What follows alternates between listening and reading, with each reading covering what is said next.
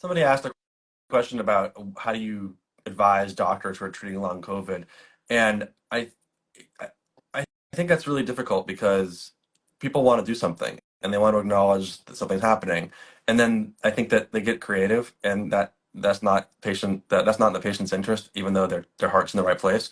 Like, how hard is it to tell our colleagues, even for you, they come to you, you're an expert on this, to tell them actually don't do much. I mean, right? I mean, what do you tell them? It is really hard because management at this time is symptomatic, right? Like somebody comes in with tachycardia and like you like treat them with beta blockers, right? There's no like you're not getting at the root cause of it. You're literally, treating the tachycardia with a drug that slows heart rate. So and it is hard. It is hard because I mean, for example, also there's no treatment for fatigue. Like, what do you do for fatigue? What do you do for brain fog? Like, how do you improve brain fog?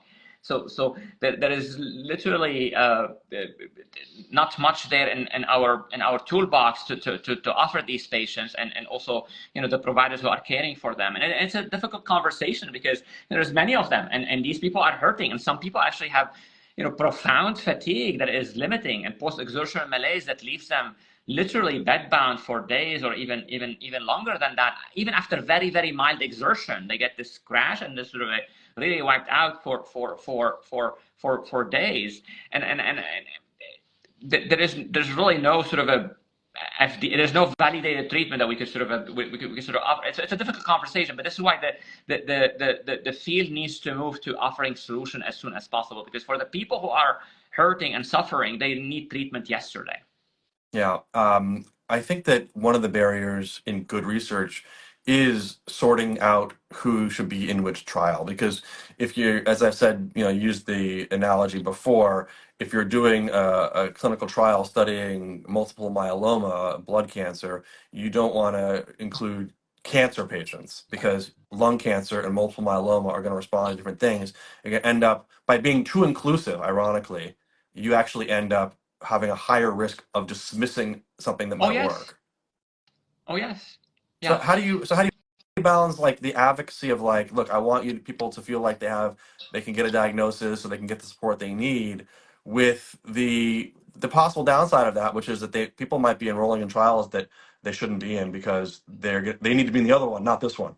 I think the two main barriers to entry into trials, and actually one of the, maybe I'll add a third component to your question, like, why is pharma not doing more trials on long COVID, right? Where they could get a new indication, right? So there are two major barriers. One is lack of clarity, exactly what you said, the entry criteria. So what are the phenotype? Let's say I'm doing a trial for, I don't know, like low dose naloxone, right? Like, so what are sort of the entry criteria to that sort of the phenotype that I'm looking for to actually include in this trial, so can test whether therapeutic A works better than placebo.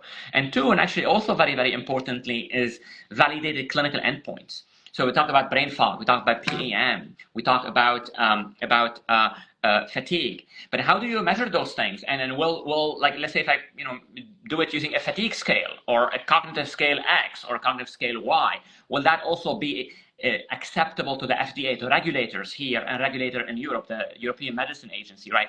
So those things need to be solved. Like, two key things need to be solved to accelerate the development of trials. One is really getting some consensus about sort of phenotypes of long COVID and entry criteria into the different trials. And B, and very, very, very importantly, cultivating buy-in between regulators and pharma on what are the clinical endpoints that would be acceptable. Because Pfizer, for example, like no, and I talk to these people a lot. Like, no drug maker is going to invest millions in a trial, sort of with an endpoint for a fatigue scale or something, and then they go to the FDA and it's not acceptable to us. We wanted endpoint B. You did A, but we want B in the trial, right? So some consensus about, how do we, evaluate improvement in brain fog? How do we evaluate improvement in post-exertional malaise? So what are sort of the scales that are acceptable to regulators?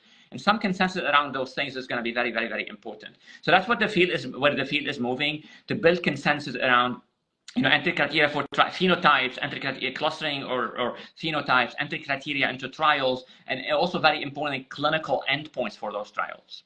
Okay, I think that's extremely important. I like the idea of getting kind of getting to the you look in the back of the book for the answers first. Like, what will be the answer that would be acceptable, right? Before you start asking the question, because like you said, I mean, there are some conditions that look, we know that for like asthma and emphysema, like a pulmonary function test is actually acceptable.